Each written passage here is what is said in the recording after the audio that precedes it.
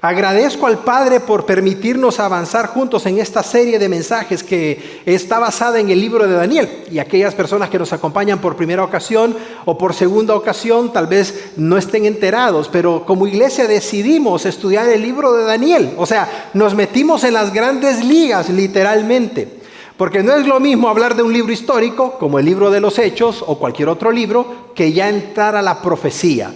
Pero agradezco mucho la buena respuesta que la congregación ha tenido, agradezco mucho la motivación que la iglesia ha tenido, porque están aprendiendo, porque están creciendo y porque están asimilando esta serie, la cual hemos titulado Daniel, el desarrollo del plan de Dios para la humanidad. Ese es el título general de la serie. Y es impactante porque de cada uno de los capítulos, hoy vamos a estudiar el capítulo 4, hemos ido sacando valiosas aplicaciones de este libro, que ¿quién diría? Imagínate, fue un libro que fue escrito hace 3,000 años. Alguna persona podrá decir, ¿pero qué voy a aprender de un libro de hace 3,000 años? Muchísimo, porque la vida tanto de Daniel como la de sus 3 amigos que fueron tomados de Judá, del reino de Jerusalén, y fueron llevados a Babilonia, nos enseña grandes lecciones. Pero yo reconozco algo que quiero mencionarlo a manera de introducción y es importante que tú, allá en los campus, me escuches. Cada domingo tu servidor hace la mayor cantidad de esfuerzo junto con todo el equipo de pastores de la iglesia para traerte un mensaje bíblico. Y nosotros reconocemos de que esto implica fechas, datos, nombres de personajes bíblicos, puntos específicos, tanta información. Pero quiero que tú veas en pantalla cuál es el proceso para que tú saques y maximices el mejor resultado de aprendizaje al formar parte de nuestra iglesia. Esto es importante que tú lo entiendas, lo asimiles y lo pongas en práctica, porque de lo contrario tú solamente te estarías llevando una cuarta parte de todo nuestro proceso que como iglesia hemos diseñado para tu bendición espiritual, para tu crecimiento espiritual. ¿Cuál es la primera parte? Lo que ves en pantalla, lo que cada domingo compartimos. Ahí tú puedes aprender, ahí es cuando abrimos la Biblia, ahí es cuando subrayamos, ahí es cuando marcamos nuestra Biblia, ahí es cuando tomamos los puntos principales. Pero hay un segundo aspecto que tú no debes de olvidar y el segundo aspecto es los grupos oasis. ¿Por qué son importantes los grupos oasis? Porque en los grupos oasis es cuando recapitulamos los puntos principales del mensaje. Es cuando en los grupos durante la semana los líderes, los moderadores, ellos vuelven a enfatizar los puntos, las verdades y los versículos que compartimos cada domingo. Y la modalidad es maravillosa porque mientras en un servicio de domingo no hay preguntas, no hay respuestas, es prácticamente un solo mensaje que se comparte, durante los grupos de hogar las personas tienen la opción de preguntar. Las personas tienen la opción de interactuar y hay un moderador que no es que tenga todas las respuestas, pero si hay alguna respuesta que no la tenga, te garantizo que la va a estudiar para que en la próxima reunión te la pueda compartir. ¿Y cuál es el tercer y último elemento de este proceso de aprendizaje que como iglesia Shadow Mountain hemos diseñado? Que tú lo pongas en práctica. Porque si tú no pones en práctica lo que aquí aprendes, ¿qué es? Puro conocimiento. Y te advierto algo, el conocimiento, dice la Biblia, envanece. ¿De qué sirve que tú puedas venir los domingos, ir a los subgrupos oasis, pero tu matrimonio sigue siendo lo mismo? Pero tu vida no cambia, pero tu carácter es el mismo, tu vocabulario, tu forma de atender a tus hijos, tu forma de atender a tu esposa o esposo. Es decir, la parte final de la aplicación es lo que deseamos que como iglesia tú puedas aprender. Al principio te va a costar, pero si le dices al Espíritu Santo, ayúdame porque quiero poner en práctica lo que estoy aprendiendo, te garantizo que el Espíritu Santo de Dios lo va a hacer. Así es que esto es nada más una pequeña explicación aclaratoria para que tú entiendas cómo va la dinámica que deseamos que se tenga cada semana. Con esa aclaración ya podemos hacer un breve resumen de lo que aprendimos en nuestro mensaje anterior, que fue basado en el capítulo 3 del libro de Daniel.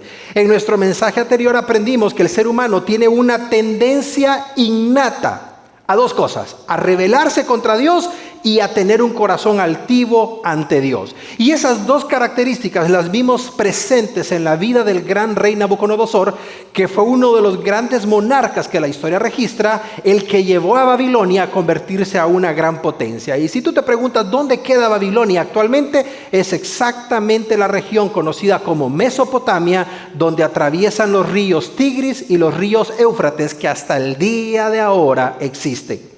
Es interesante porque a manera de resumen, nosotros aprendimos en nuestro último mensaje que Dios no tolera la altivez del ser humano. Y Dios pone en su lugar a todos los soberbios, a toda persona altiva, a toda persona prepotente, a toda persona que se enorgullece, tarde o temprano Dios lo va a poner en su lugar.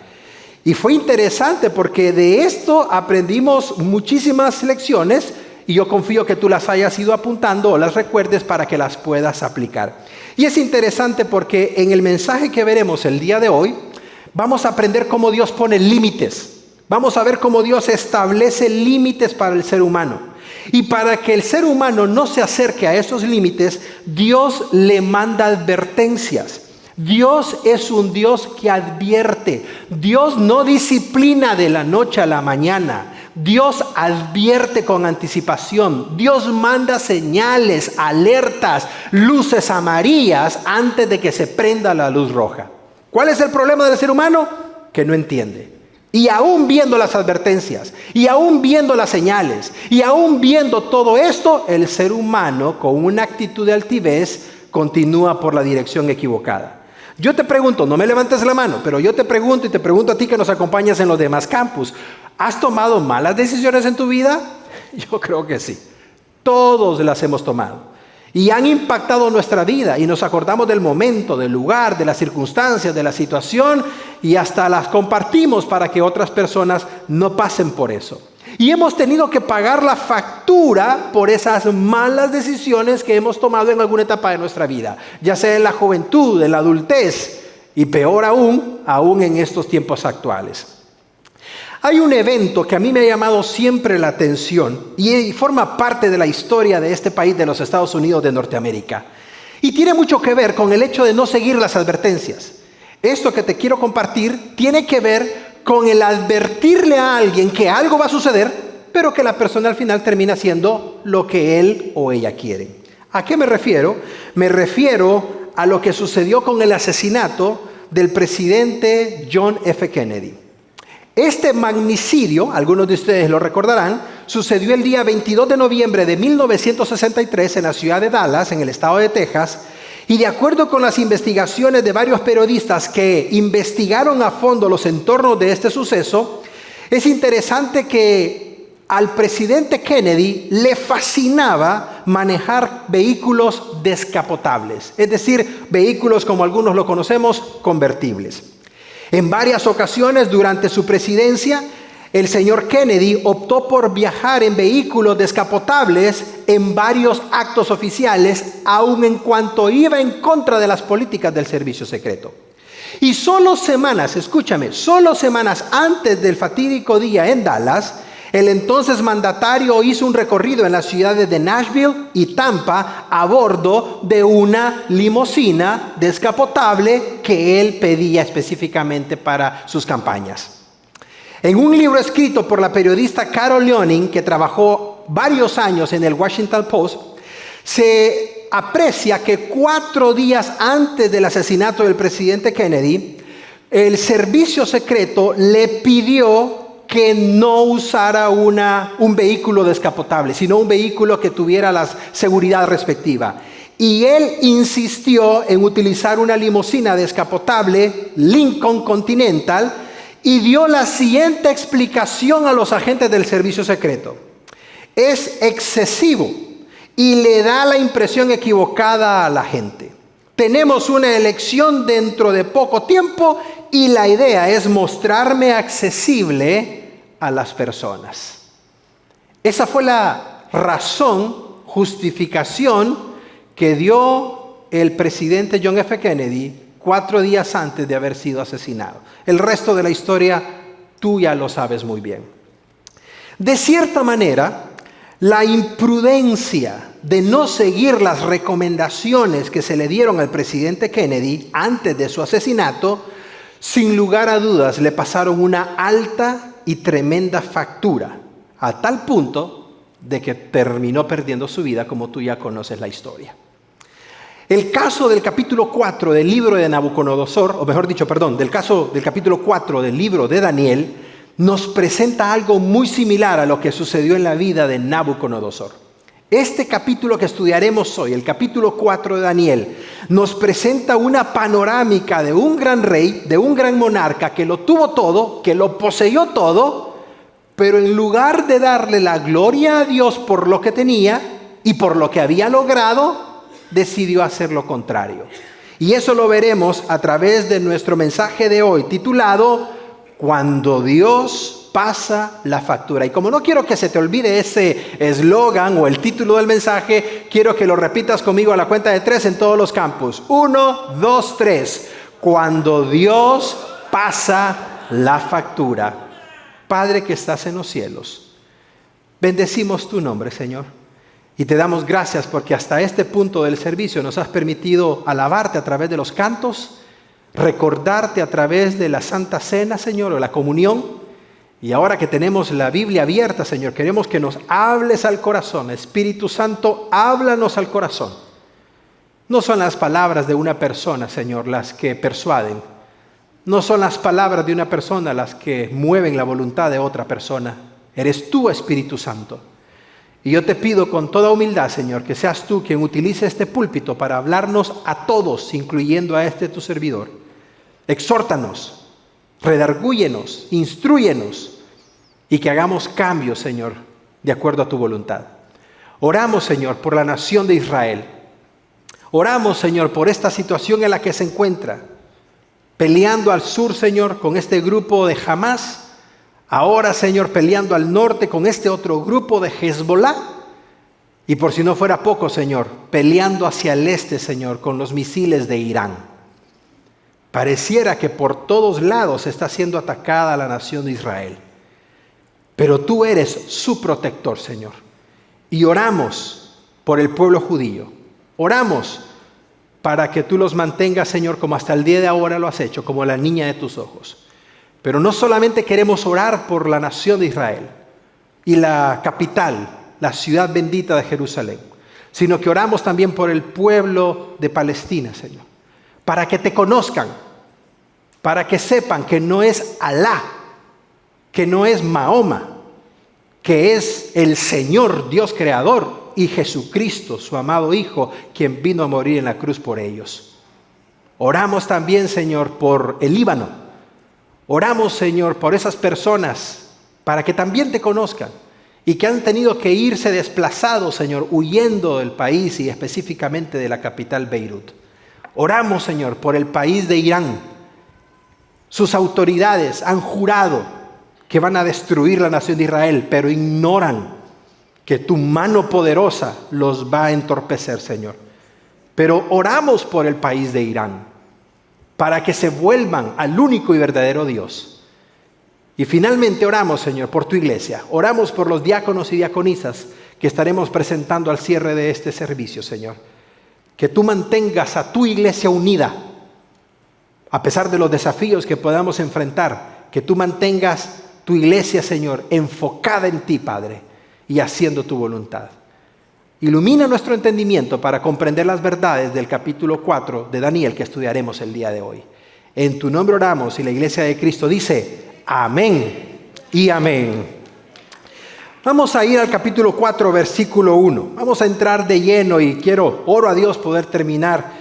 Este fin de semana me comencé a sentir con efectos de gripa y le dije a mi esposa, vamos a estar ahí. Ella pensó que no iba a estar, pero le dije yo tengo que estar ahí porque no quiero perder cada domingo que tenemos de aquí hasta lo que resta de diciembre antes de comenzar la serie navideña, y para mí es una bendición poder compartir contigo cada uno de estos mensajes. Ve conmigo al capítulo 4, versículo 1 y vamos a leer las palabras que menciona Nabucodonosor al inicio de este capítulo. En todo lo anterior no era Nabucodonosor el que estaba redactándolo.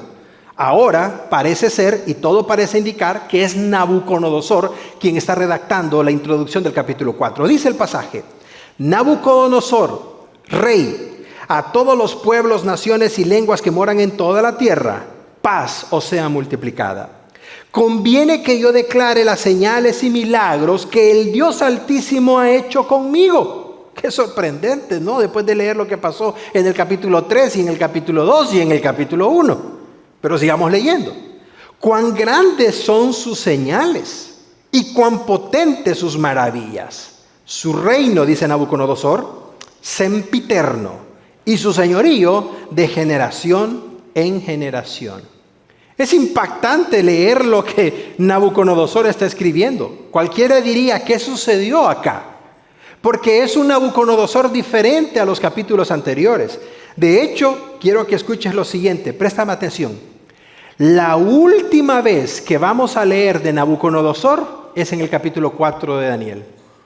A partir de este capítulo 4 ya no lo volvemos a encontrar en ningún otro capítulo de Daniel, ni tampoco en otro capítulo del Antiguo Testamento, excepto en unas breves menciones de Jeremías que vamos a ver más adelante. Por lo tanto, cuando tu servidor estuvo preparando este mensaje, me vino un sentimiento de melancolía, porque le agarré cariño a Nabucodonosor, fíjate. Amor de apache, ¿cómo que se dice? Le agarré cariño. Porque pudimos ver cómo subió al trono después de Nabopolassar, su padre, cómo conquistó Judea, cómo conquistó Jerusalén, todo lo que hizo, lo que vimos en el capítulo 1, y luego en el capítulo 2, cuando se llena de orgullo, capítulo 3, y ahora lo estamos viendo aparentemente convertido ya. ¿Qué fue lo que sucedió en Nabucodonosor para que él se convirtiera? Es interesante porque en el último capítulo, el capítulo 3, Dios lo humilló. Lo humilló cuando él mandó a hacer el horno de fuego y lanzar a Sadrach, Mesach y Abdenego, que son los 3 amigos de Daniel con los que vino cautivo desde Jerusalén. Y Dios lo humilló y aparentemente se convirtió Nabucodonosor, pero en realidad no lo hizo. Su corazón se llenó de orgullo y su corazón se llenó de prepotencia. Y en este capítulo 4, Nabucodonosor nos va a enseñar ¿cuáles son las razones por las que Dios le pasa factura a una persona? Me encanta, porque de la experiencia de primera mano de Nabucodonosor, tú y yo vamos a aprender qué es lo que tiene que suceder en la vida del hombre y de la mujer para que Dios le pase factura. ¿Qué es lo que tiene que suceder, Pastor Eric, para que Dios me pase factura? Si yo tengo el control de todo, si yo sé cómo manejar las cosas, si yo sé cómo tengo que hacer esto. Número 1. Dios le pasa factura a toda persona cuando subestima las advertencias divinas. Me encanta, porque no hay nadie que diga que va a salir bien librado cuando se pasa un semáforo en rojo. Y te aclaro, aquí en San Diego ya están poniendo cámaras de 4D para que te salga hasta el diente de oro en la foto. Para que te salga absolutamente todo por si dices no fui yo o era otra persona. Es interesante porque cuando el ser humano subestima las advertencias de Dios, porque Dios es una fábula, Dios es un cuento, Dios no existe, Dios es aquí. Momento, ya verás cómo se dan las cosas. Y de qué manera Dios le mandó advertencias divinas a Nabucodonosor. Y a mí me encanta esto, porque escúchame, cuando hablamos de las advertencias vemos el carácter de Dios ahí. Escúchame, amada iglesia, cuando Dios manda advertencias no es porque sea malo, sino porque estamos viendo el carácter. ¿Cuál es el carácter de Dios cuando Dios manda advertencias? Protector. Los padres tenemos ese carácter en una dimensión diferente. Queremos proteger a nuestros hijos. El problema es esa sobreprotección. Pero en este caso Dios le manda advertencias a Nabucodonosor porque está reflejando su carácter protector. Está reflejando que Dios desea que sus hijos o las personas hagan lo que es correcto. Y observa 3 maneras en las que Dios le mandó advertencias divinas a Nabucodonosor. La primera, a través de un sueño. Y es interesante porque este hombre está relacionado a los sueños, al igual que Daniel, como lo vamos a ver hasta el final del libro. En este primer punto, observa lo que sucedió, versículo 4 del mismo capítulo 4 de Daniel.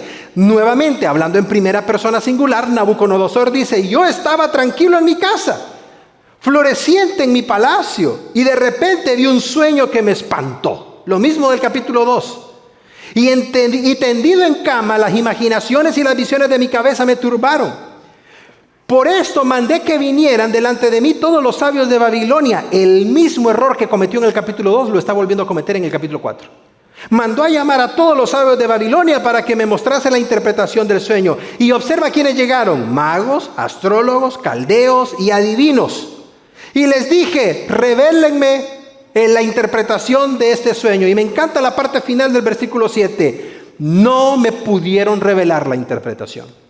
A diferencia del capítulo 2, cuando Nabucodonosor se reservó el sueño y la interpretación, porque si tú lo recuerdas, estaba probándolos, estaba poniéndolos a prueba.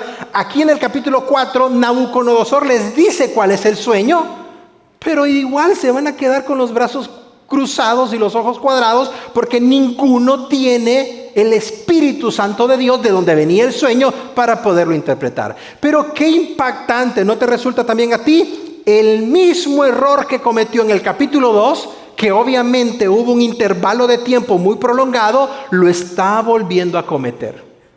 Y es interesante porque pareciera que el ser humano siempre vuelve a tropezar en la misma piedra. Y ahí está la advertencia de Dios: no hagas eso, no cometas eso, no vayas a ese lugar, no tengas esas amistades, borra esos contactos, haz esto, haz lo otro. Pero el ser humano pareciera que hasta que lo experimenta y hay consecuencias severas, no termina de aprender la lección. Y Dios no desea que aprendamos lecciones a través de la experiencia, sino a través de la advertencia. Es interesante porque cuando algunos se preguntan ¿en qué momento sucedió esto? Bueno, por la descripción que dice, la historia nos corrobora que Nabucodonosor se pasó los primeros años de su reinado conquistando reinos para engrandecer Babilonia. Pero a la mitad de su reinado conquistó todo en aquel entonces. Y construyó sus famosos jardines colgantes de Babilonia.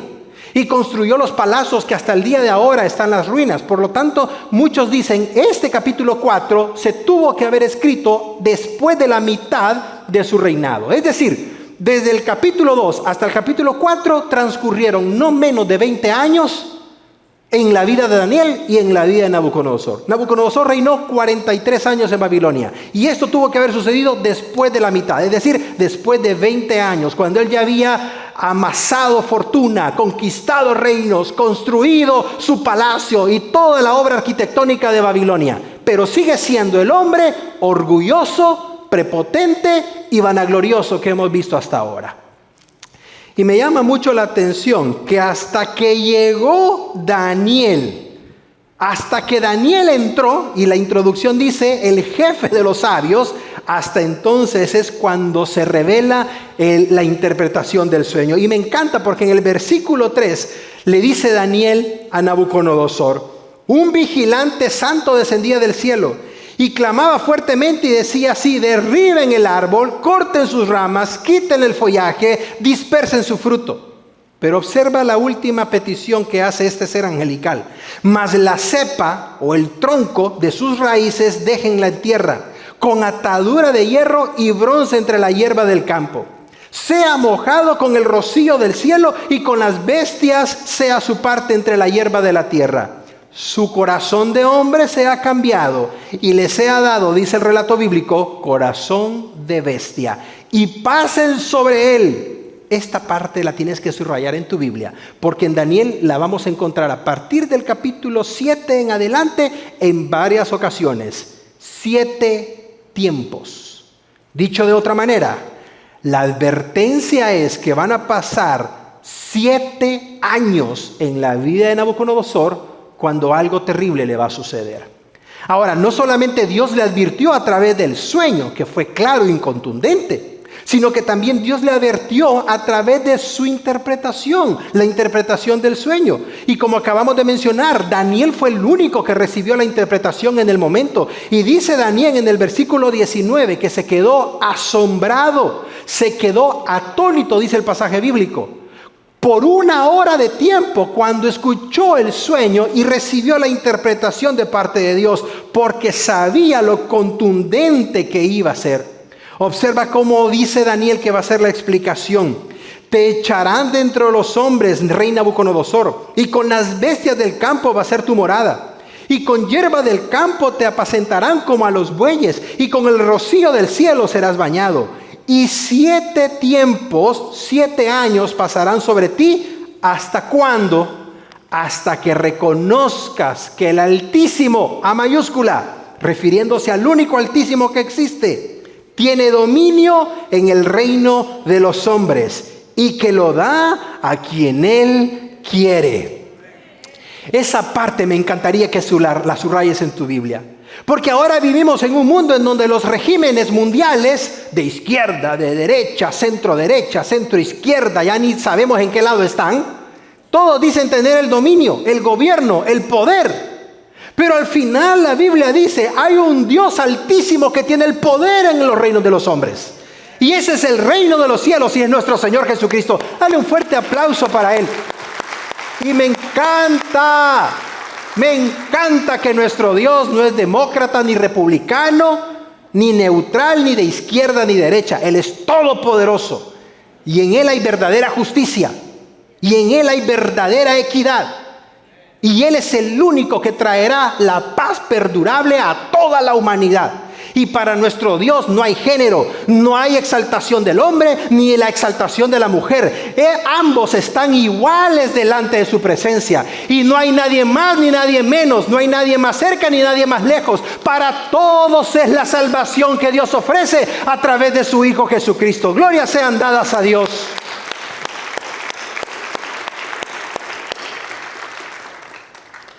Y lo menciono categóricamente porque cada gobierno tiene sus tendencias populistas y de esto, y vamos a enfatizar el carácter de la mujer, y vamos a enfatizar el carácter de la familia y de esto y lo demás, y al final terminan siendo nada más conductos populistas para ganar aceptación de las personas. Nuestro Señor Jesucristo no necesita de eso. Nuestro Dios no necesita esos conductos para darle a conocer al ser humano. Para que me entiendas, que al final son los chicharrones de los que truenan, pues vaya. Para que lo entiendas en perfecto griego combinado con hebreo. Al final Dios manda.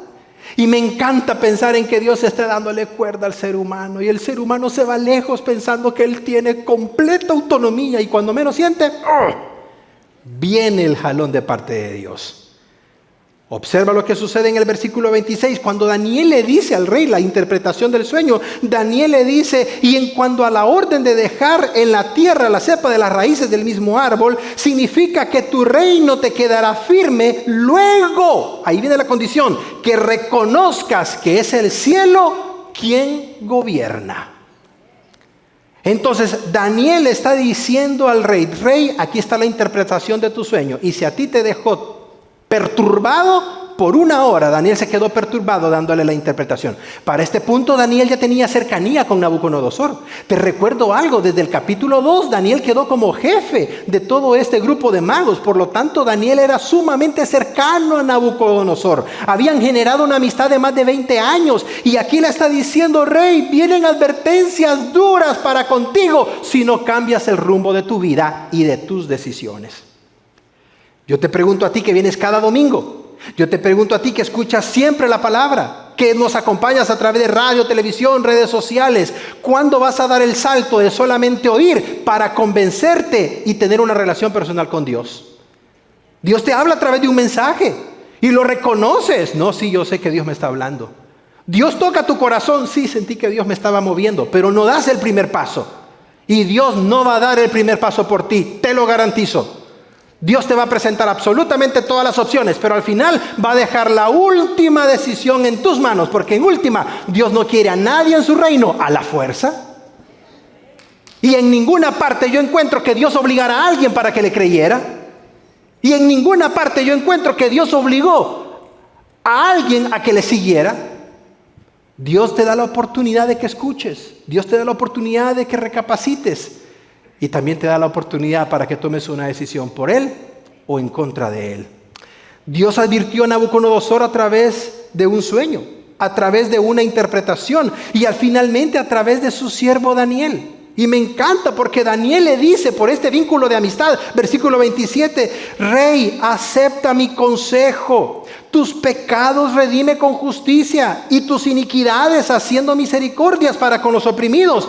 Tal vez, no lo asegura, tal vez eso será una prolongación de tu tranquilidad. Me encanta mucho cómo presenta este mismo pasaje otra traducción bíblica que lo hace más entendible. Dice esta versión, Rey Nabucodonosor, por favor acepte mi consejo, deje de pecar. Más claro, ¿no? Deje de pecar. Y no me vengas a preguntar que, ok, pastor, deme la explicación teológica de pecar. Tú sabes lo que a Dios no le agrada. Tú sabes, no te hagas el chistoso con Dios. Tú sabes que ese vocabulario no honra a Dios. Tú sabes que el tratar a tus hijos, a tu familia, a tus empleados de esa manera no honra a Dios. Tú sabes que esos negocios bajo la mesa no honran a Dios. Tú sabes que esas saliditas no honran a Dios. Tú sabes que esas amistades no honran a Dios. Tú sabes que esa manera de manejar las cosas no honra a Dios. Tú lo sabes. No necesitas una explicación teológica, ni científica, ni filosófica. Y Daniel le dice al rey, deja de pecar. Y no solamente deje de pecar, sino que le dice, haga lo correcto, haga lo que es justo. Y al final le dice, apártese de todo perverso pasado y sea compasivo con los pobres. Claro, como ya está en una opulencia, como ya está en la cúspide más alta, como vamos a ver más adelante, al punto de creerse Dios mismo, entonces Nabucodonosor tiene dos opciones. O se doblega ante Dios, o Dios lo doblega. ¿Quién crees que va a ganar? ¿Quién crees? A mí me da, en algunas ocasiones, risa. Lo digo con respeto. Yo no necesito de Dios. Yo estoy bien como estoy. No, yo no necesito de ir a la iglesia. Yo no necesito eso. Esto del evangelio, de la religión, es para personas incultas. Gente me lo ha dicho a mí. Pero yo soy estudiado, yo tengo esto, tengo lo demás. Realmente no tienes nada. Necesitas la gracia de Dios, necesitas el favor de Dios, necesitas conocerlo personal e individualmente. Qué bueno que tienes capacidades, estudios, habilidades, qué bueno que te graduaste de tu PhD, qué bueno de que eres la última Coca-Cola del desierto, qué bueno. Pero necesitas conocer al Dios verdadero, necesitas conocer a Jesucristo, su Hijo, necesitas tener un encuentro personal con Él. Y te digo algo. Hay muchos científicos respetados que han abierto su corazón al Señor y eso no les hace ni menos inteligentes, ni menos capaces, ni otra cosa. Al contrario, los hace unas personas más accesibles, con mayor y propósito de vida y los hace una bendición para el mundo entero. Y por cierto, te digo algo, investígalo, me remito a la evidencia. ¿Cómo han muerto la mayoría de filósofos ateos que han hablado en contra de Dios? Comenzando con Sigmund Freud y terminando con los más actuales. Solos, en un hospital de demencia, como sucedió con Friedrich Nietzsche, y completa desolación y amargados. Y uno de ellos, recuerdo haberlo leído hace muchos años cuando estudiaba clases de filosofía, dijo, cuando la vida es un martirio, el suicidio es un deber. Esa es la filosofía de los ateos. Cuando la vida es un martirio, el suicidio es un deber. No. Cuando la vida es un martirio, nos volvemos a Dios.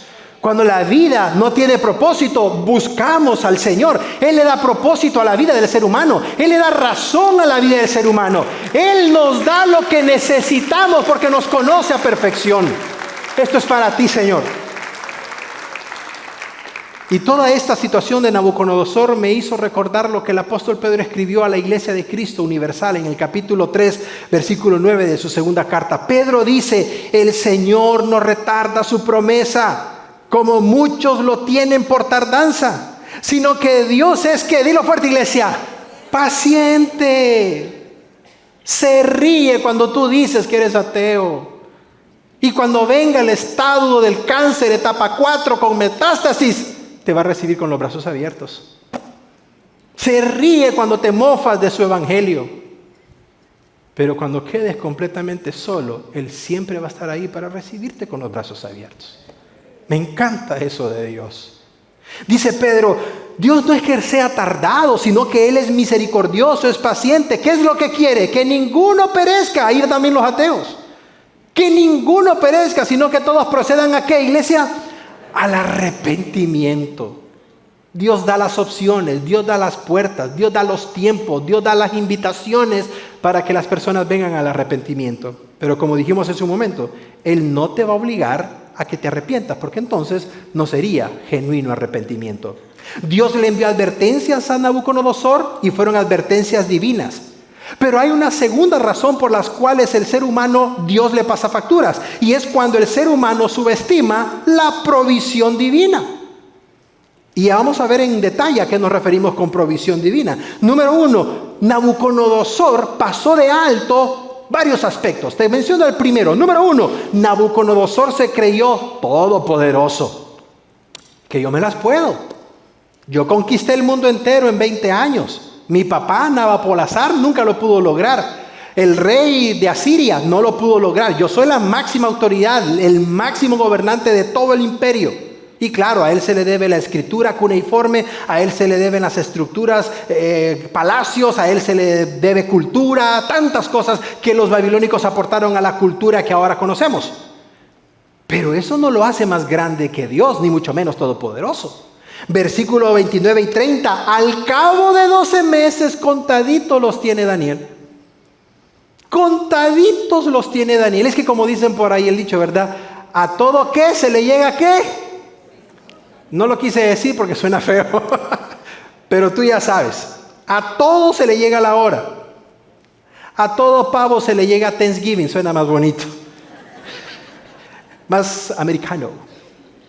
Al cabo de 12 meses, paseando en el palacio real de Babilonia, habló el rey como un soliloquio, como una palabra o pregunta retórica, y dijo: ¿no es esta la gran Babilonia que yo edifiqué como casa real con la fuerza de mi poder? ¿No es esta la empresa que yo fundé? ¿No es esto el negocio que yo comencé con 500 pesos, pastor? Y ahora soy inversionista de Wall Street. Yo comencé esto, yo edifiqué, yo compré, yo fui, yo tengo, yo hice, yo logré. ¿Dónde está el Señor? Y te digo algo, ten mucho cuidado. Porque en una conversación de 5 minutos se puede saber dónde está el corazón de una persona. En 5 minutos detectas dónde está el corazón. Yo hice, yo tuve, yo vine, yo hago, yo voy, yo vengo. El Señor nos permitió. Traía 500 pesos, pastor, prestados. Y pasé ahí por las montañas de Tecate. Me vio el de inmigración y no me dijo nada. Y me corrí. Y ahora soy ciudadano. Dios me permitió arreglar papeles. Dios me permitió comenzar una empresita pequeña. Ahora tengo empleados. Ahora los camiones, los negocios, los clientes, todo. Y en la papelería tengo que el Señor es mi pastor y en esto honro a Dios y en mi declaración de impuestos yo honro a Dios. Eso es diferente. Dios nos dio esta casita, pastor. Es más de lo que le pedíamos, pero Dios siempre sorprende. Dios me permitió los negocios y Dios me permitió los vehículos, tanto de placer familiar como de trabajo. Dios nos ha dado todos. Que no se te olvide que es Dios quien te ha dado todo lo que tienes. Que no lo olvides, no lo pierdas de perspectiva. Dale un fuerte aplauso a Él. Dáselo fuerte.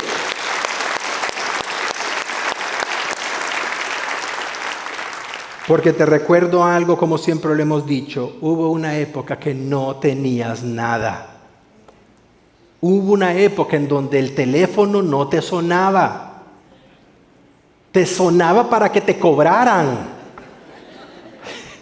Y se lo pasabas a tu esposa. Don't speak English, don't speak English.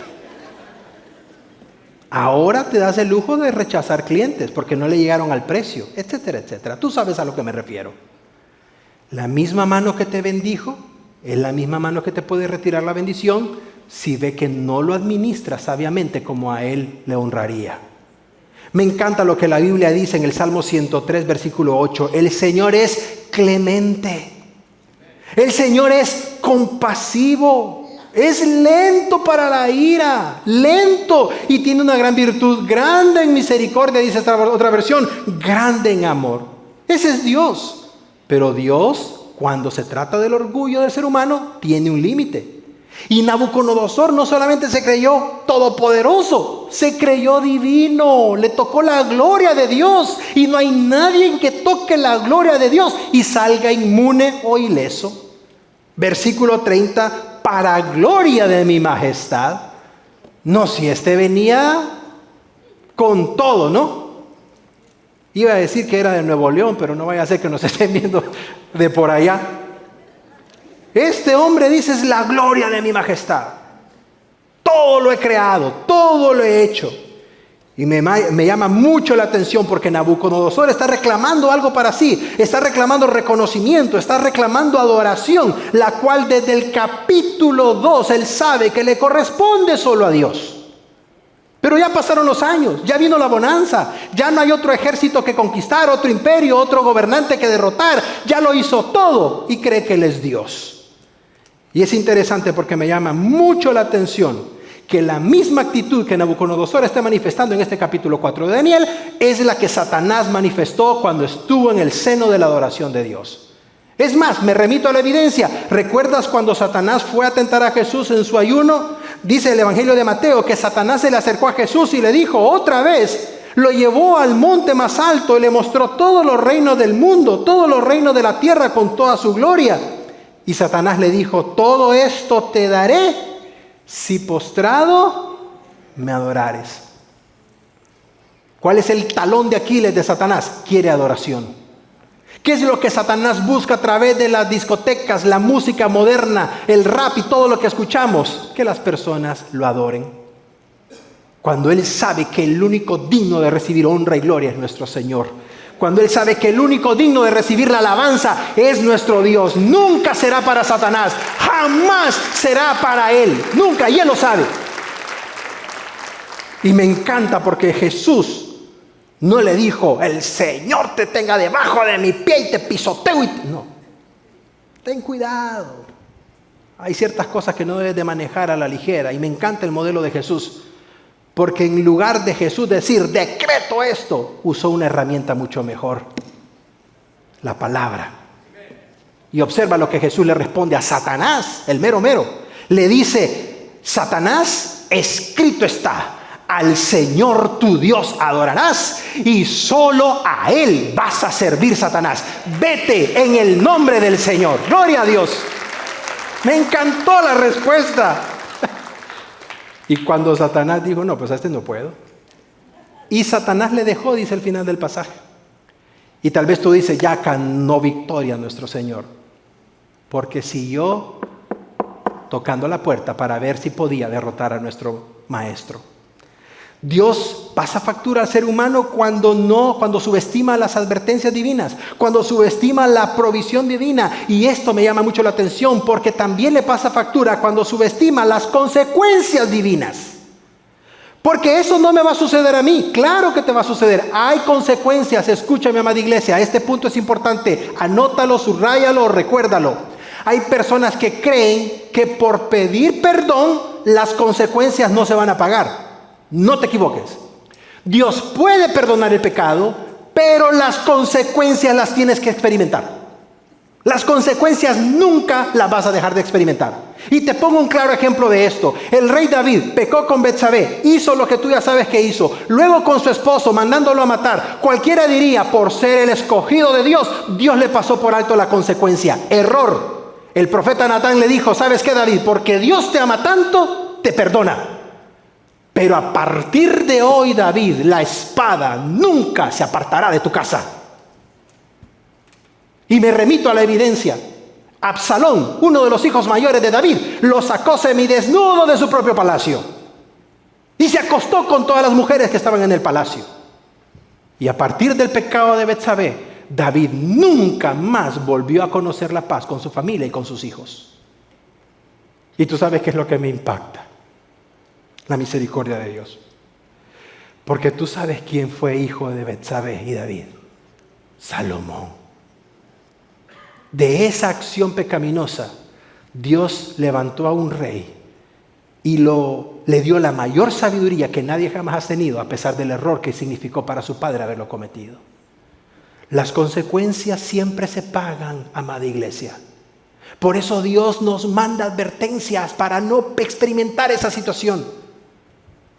Pero si el ser humano no las toma en serio, inevitablemente las va a tener que experimentar. ¿Qué fue lo que perdió Nabucodonosor? Rápidamente, porque el tiempo transcurre. Número 1, Nabucodonosor perdió su reino. Perdió su reino. Versículo 31. Aún estaba hablando Nabucodonosor, la palabra en su boca, y me encanta que el escritor bíblico dice exactamente que en ese instante preciso sucedió la disciplina de parte de Dios. La palabra estaba en su boca cuando se dijo a alguien de los cielos: el reino se ha quitado de ti, Nabucodonosor. ¿Qué mago le va a poder ayudar? ¿Qué imperio? ¿Qué chequera? ¿Qué seguro médico? ¿Qué carruaje? ¿Qué armadura? ¿Qué estrategia militar lo va a librar de esto? Ninguna. Número 2, no solo perdió su reino, sino que también perdió su posición. Porque escúchame, el pecado tiene una característica: tiene onda expansiva. Y no solamente afecta a la persona que lo comete, sino a las que están a su alrededor. Y triste y lamentablemente esto implica e incluye a la familia, a los hijos, el matrimonio y tantos demás. Y de entre los hombres te van a arrojar, y con las bestias del campo será tu habitación, y con los bueyes te vas a apacentar, y van a pasar 7 años sobre ti. Vas a perder tu posición. Ahora te vistes de lino y de fino, de oro puro, pero ahora vas a venir a formar parte de una bestia, como una bestia del campo. Perdió su reino, perdió su posición. Y número 3, perdió su reputación. Dios mío, ¿cómo me tocó este último punto? Porque estamos en una época, y no voy a mencionar detalles porque no honran a Dios y no sería ético de mi parte, pero hace un tiempo atrás, un pastor con esto, el otro pastor con lo otro, el otro aquí, el otro allá, y esto y lo demás. ¿Qué es lo que al final termina siendo dañado? La reputación. No de Cristo, te lo aclaro, porque desde los tiempos antiguos han habido Alejandro y tantos más. Pero la reputación, porque cuesta tanto hacer una reputación que honre a Dios, para que en unos minutitos desaparezca por completo. Versículo 33. En la misma hora se cumplió la palabra sobre Nabucodonosor. Fue echado de entre los hombres, comía hierba como los bueyes, su cuerpo se mojaba con el rocío del cielo, hasta que su pelo creció como plumas de águila y sus uñas como las aves. Pastor Eric, ¿se parece a mi esposo? No.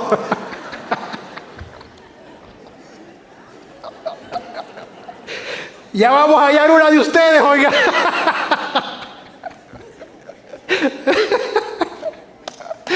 No sé por qué nosotros los hombres nos bañamos una vez cada cierto tiempo. Allá se están matando de la risa. Y ya no se diga cuando pedimos un masajito de pies, ¿no? La esposa se pone careta, se pone toda la indumentaria, ¿no? La reputación del gran rey se echó a perder en este punto. Algunas personas han dicho: ¿qué fue lo que le pasó a Nabucodonosor, Pastor Eric? Ok, si le hiciéramos una evaluación desde un punto de vista psiquiátrico o de un psicoanálisis a Nabucodonosor, muchos han afirmado que las características que menciona el texto bíblico de Nabucodonosor entran perfectamente en lo que actualmente se le conocería como una esquizofrenia moderna. No estamos diciendo que eso fue, pero las características son muy similares. ¿Cuál es la esquizofrenia moderna? Número 1, perder por completo la noción de la realidad, perder por completo la diferencia entre la moral, la conducta y el comportamiento razonable. De tal manera que una persona que ya tiene el grado más elevado de esquizofrenia ya no puede distinguir entre lo que es correcto o no es correcto, ya no puede comportarse de una forma moral y ética en un ambiente de personas, de sociedad, sino que tiene que ser aislado completamente. Y aquellas personas que se dedican a la salud mental sabrán específicamente a qué me refiero. El punto es que haya sido esquizofrenia moderna o no, la palabra se cumplió sobre Nabucodonosor. Y si tú eres de los que dice: pastor, yo no creo en ese relato, pues me gustaría que leyeras algo que se llama Prisma de Nabucodonosor. Prisma de Nabucodonosor. Es un cilindro que fue encontrado en las ruinas de Nínive, en donde se da referencia a la salud mental que tuvo el rey. ¿Cómo te quedó el ojo? De tal manera que los descubrimientos arqueológicos corroboran y reafirman el relato bíblico de Daniel capítulo 4. ¿Qué significa eso? Que si Dios lo hizo con Nabucodonosor, ¿crees que no lo va a hacer contigo? Conmigo, con cualquiera. Ok, me faltan los últimos versículos de este capítulo 4 y no quiero dejarlo a medias, aunque el tiempo ha transcurrido. Aguántame tantito. ¿Vamos bien, amada iglesia de Cristo? ¿Qué vamos a sacar de estos últimos versículos del capítulo 4? Las aplicaciones. Porque nuevamente enfatizo, me encanta que Dios es un Dios de segundas oportunidades. cuando Él ve un corazón contrito y humillado. Pero Dios no es un Dios de segundas oportunidades cuando Él ve que ya el pecado se ha vuelto un estilo de vida. Mira la diferencia. Cuando es un pecado que se ha vuelto un estilo de vida, ahí ya no hay arrepentimiento, hay remordimiento, como vamos a ver en breve. Entonces, antes de entrar en materia, me gustaría preguntarte, ¿crees tú que sí puede existir una verdadera restauración después de un proceso de disciplina de parte de Dios, como lo vimos en Nabucodonosor? Totalmente, la respuesta es positiva. Pero pastor, ¿qué tiene que suceder en mi vida para que Dios me restaure? Ya sé, Dios me va a restaurar si doy un cheque bien gordo. Va a ser bienvenido y lo vamos a usar maravillosamente en el reino. Pero vas a necesitar más que eso. Voy a llevar a mi familia por Europa para que conozcan todos. Te felicito, vas a sanar ciertas cosas, vas a tener oportunidad de hablar con ellos, comer crepas en Francia. Pero eso no te va a poner en una mejor situación con Dios. Entonces, ¿qué debo de hacer yo para estar bien después de un proceso disciplinario con Dios? Número 1, tiene que haber un genuino arrepentimiento, amada Iglesia de Cristo. Y enfatizo, genuino arrepentimiento. Pastor Eric, ¿cómo debemos de entender la palabra arrepentimiento? ¿Llorar y quebrantarme? No. Tú puedes verdaderamente haberte arrepentido sin una lágrima. Y tú puedes haber llorado sin haberte arrepentido. Me han dicho de que los cocodrilos, cuando están bien llenos, comienzan a llorar. Y creo que nos ha pasado cuando vamos a Tijuana con los tacos, ¿no? Y de ahí surge la expresión, este tiene lágrimas de cocodrilo. El arrepentimiento bíblico es un cambio fundamental en la vida de la persona porque determina su pensamiento. Escúchame, anótalo, tómale foto. El verdadero arrepentimiento bíblico impacta a una persona en su forma de pensar, en su forma de su intención y voluntad y en su comportamiento. Ahí está la diferencia de un arrepentimiento bíblico. Es decir, cambia mi forma de ver la vida, cambia la voluntad porque ya no quiero seguir viviendo igual y cambia mi comportamiento en mi trabajo, mi familia, mis amigos, mi círculo de amistades. Es decir, cambia la persona. Si no hay un cambio en esas áreas, entonces yo lloré el domingo de remordimiento porque le grité a mi esposa, o porque le grité a mis hijos, o porque fui violento, o porque hice esto o lo demás, pero el lunes vuelvo a caer en el mismo problema. Aleluya, Señor. Por eso Dios demanda no un remordimiento de su iglesia, sino un genuino arrepentimiento de su iglesia. Y en el Nuevo Testamento, cuando vamos al Nuevo Testamento, es el apóstol San Pablo quien desarrolla mejor este concepto, porque utiliza un término en griego que es metanoia, cambio de mente. Y eso solamente lo opera el Espíritu Santo de Dios. Dios opera la dirección de la persona. Dios cambia a través del Espíritu Santo la dirección del hombre y de la mujer cuando realmente se arrepienten. Y yo he experimentado ese arrepentimiento. Lo vi en mi padre, lo vi en mi propia vida y lo he visto en la vida de muchas personas. Si tú no lo has experimentado, entonces dile al Señor, Señor, yo quiero tener un verdadero, genuino arrepentimiento. Y me llama la atención porque Nabucodonosor, por lo que leemos, pudo haberlo experimentado. Observa el versículo 34. Daniel dice que Nabucodonosor, al fin de los 7 años, alzó sus ojos al cielo.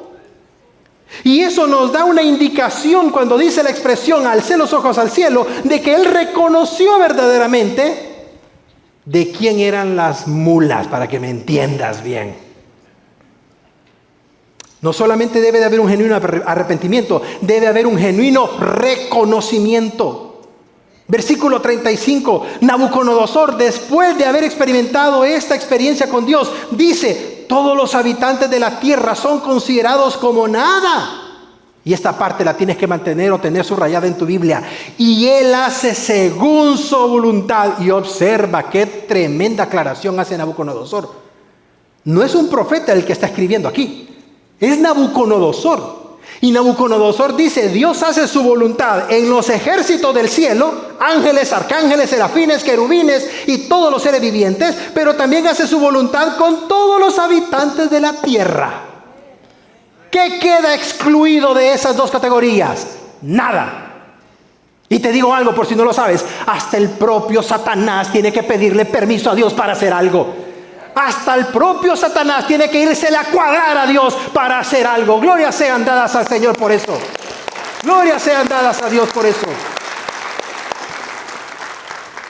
Nabucodonosor dice, Dios manda en los cielos y manda a ti aquí también en la tierra. Y no hay nadie que le pueda decir qué haces. Por eso en lo personal, y digo con profundo respeto, no entiendo cuando las personas, Señor, decreto que vas a hacer esto. Hago, ato, amarro.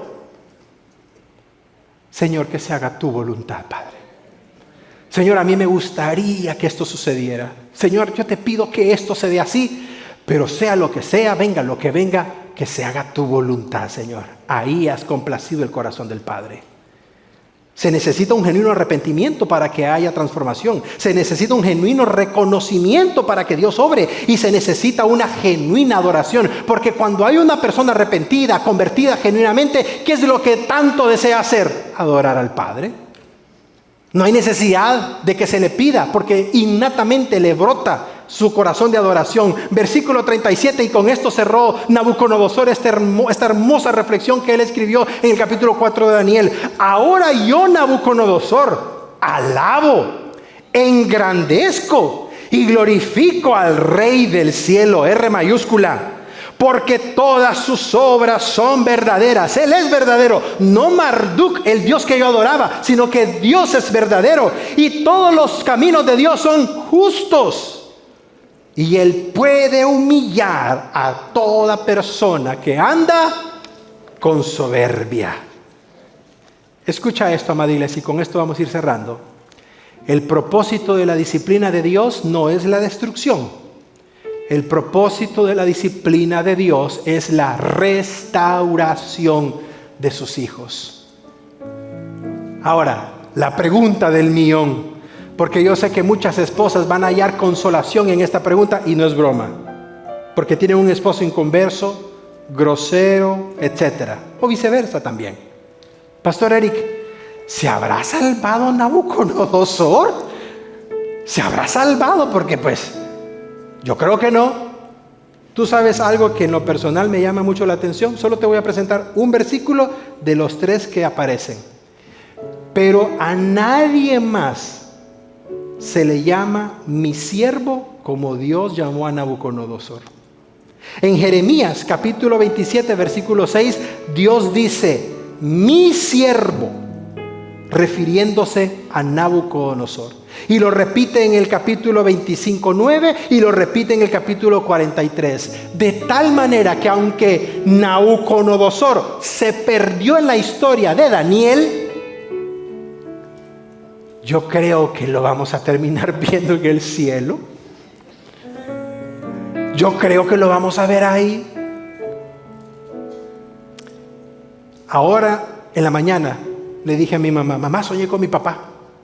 Anoche tuve un sueño con él. Y en el sueño yo terminaba llorando, porque estoy todavía en ese proceso de asimilar su partida. Y fue un sueño muy lindo en donde escuché su voz y me puse a llorar en el sueño. Y le dije a mi mamá, ¿quién iba a creer, mamá, que el último en convertirse fue el primero en graduarse? Y es cierto, en nuestra familia, el más duro, el más renuente, el más grosero en buscar de Dios fue mi papá. Pero cuando lo conoció de todo corazón. Y platicando con mi mamá esta mañana, decíamos, ¿quién iba a creer que el último en llegar fue el primero en graduarse con el Señor? Y eso me hizo recordar las palabras de un gran hombre de Dios, Martín Lutero, que dijo lo siguiente: habrá 3 grandes sorpresas cuando lleguemos al cielo. La primera será encontrar a personas que nunca imaginé que estarían ahí. Querida esposa, tu suegra va a estar ahí. Ay. Yo sabía que la teníamos que desquitar. Ahí va a ser tu suegra. Así que vela, ahí se están abrazando algunos. Vela tratando con amor porque le dicen, suegra, si no nos ponemos de acuerdo aquí, ¿cómo le vamos a hacer allá? Luego dice, la segunda sorpresa es que no voy a encontrar a personas que yo imaginé que encontraría ahí. Y la tercera, me encanta, dijo Martín Lutero: en el cielo espero encontrarme yo ahí. ¿Vas a ir al cielo tú que me escuchas? Tú que eres un amigo que nos visita por medios del internet, página web, o personas que van a ver este programa en televisión, o tú que estás en alguno de los campus, ¿estás seguro de tu salvación? ¿Estás seguro de que conoces a Cristo? No me respondas: sí, Pastor Eric, yo fui confirmado, yo fui bautizado de niño, yo fui a pasar la primera comunión. No me respondas eso. Te pregunto: ¿conoces personalmente a Cristo Jesús? ¿Le has pedido perdón por tus pecados? ¿Te has quebrantado delante de Él? ¿Estás genuina y verdaderamente arrepentido o arrepentida de tu vida? Si la respuesta es no, Él te espera con los brazos abiertos, como lo hizo con Nabucodonosor, como lo hizo con Francisco Saldaña, Eric Saldaña, con la familia Saldaña, con la familia Regalado, con tu familia, contigo mismo. Él está con los brazos abiertos, no para restregarte el pecado, sino para salvarte del pecado, para hacer de ti un hombre nuevo, una mujer nueva, que tenga propósito y esperanza y un futuro en su presencia.